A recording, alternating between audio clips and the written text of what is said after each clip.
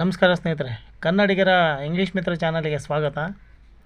ಸ್ನೇಹಿತರೆ, ನಾನು ನಿನ್ನೆ 5ನೇ ಪದದ ಬಗ್ಗೆ ತಿಳಿಸಿದ್ದೆ. ವಾಪನ್ನು ಎಲ್ಲೆಲ್ಲಿ ಬಳಸಿ ಯಾವ ರೀತಿಯಾಗಿ ಪದ ರಚನೆ ಮಾಡೋದು ಅಥವಾ ವಾಕ್ಯ ರಚನೆ ಮಾಡ್ಬೋದು ಅನ್ನೋ ಬಗ್ಗೆ ತಿಳಿಸಿದ್ದೆ.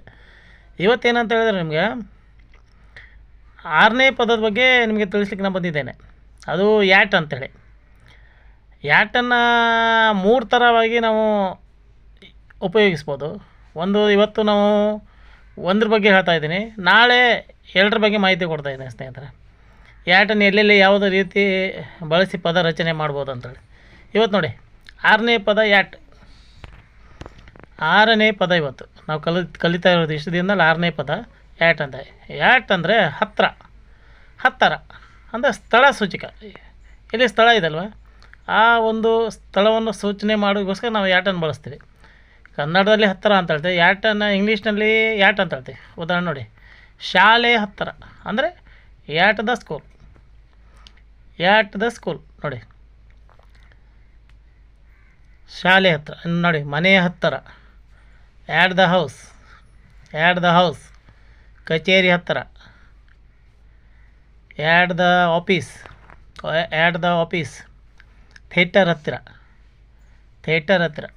At the theatre. ಶಬ್ದಗಳನ್ನು ಈ ರೀತಿ ರಚನೆ ಮಾಡ್ಬೇಕು ಸ್ನೇಹಿತರೆ. ಒಟ್ಟಿನಲ್ಲಿ ವರ್ಬ್ಗಳ ಬಗ್ಗೆ ಸ್ವಲ್ಪ ತಿಳ್ಕೊಂಡು ಮಾಹಿತಿ ತೊಗೊಂಡ್ರೆ ನಮ್ಗೆ ಈಜಿ ಆಗುತ್ತೆ. ನೋಡಿ, ಏನು ಬ್ಯಾಂಕ್ ಹತ್ತಿರ. ನಾವು ಬ್ಯಾಂಕಿಗೆ ಹೋಗಿರ್ತೀವಿ, ಬ್ಯಾಂಕ್ ಹತ್ತಿರ ಯಾವ ರೀತಿ ಹೇಳಬೇಕನ್ನೋ ಇಂಗ್ಲೀಷ್ನಲ್ಲಿ ಆ್ಯಟ್ ದ ಬ್ಯಾಂಕ್. ಹಳ್ಳಿ ಹತ್ತಿರ ಅಂದರೆ ಆ್ಯಟ್ ದ ವಿಲೇಜ್. ಅಂದರೆ ಅಂಗಡಿ ಹತ್ತಿರ ಆ್ಯಟ್ ದ ಶಾಪ್. ಸ್ನೇಹಿತರೆ, ಇನ್ನೂ ಅನೇಕ ಪದಗಳನ್ನು ನಾವು ರಚನೆ ಮಾಡ್ಬೋದು. ದೇವಸ್ಥಾನ ಹತ್ತಿರ ಇರ್ಬೋದು, ಆ್ಯಟ್ ದ ಟೆಂಪಲ್ ಅಂತ ಹೇಳ್ಬೋದು. ಹಾಸ್ಪಿಟ್ಲ್ ಹತ್ತಿರ ಅಂದರೆ ಆ್ಯಟ್ ದ ಹಾಸ್ಪಿಟಲ್.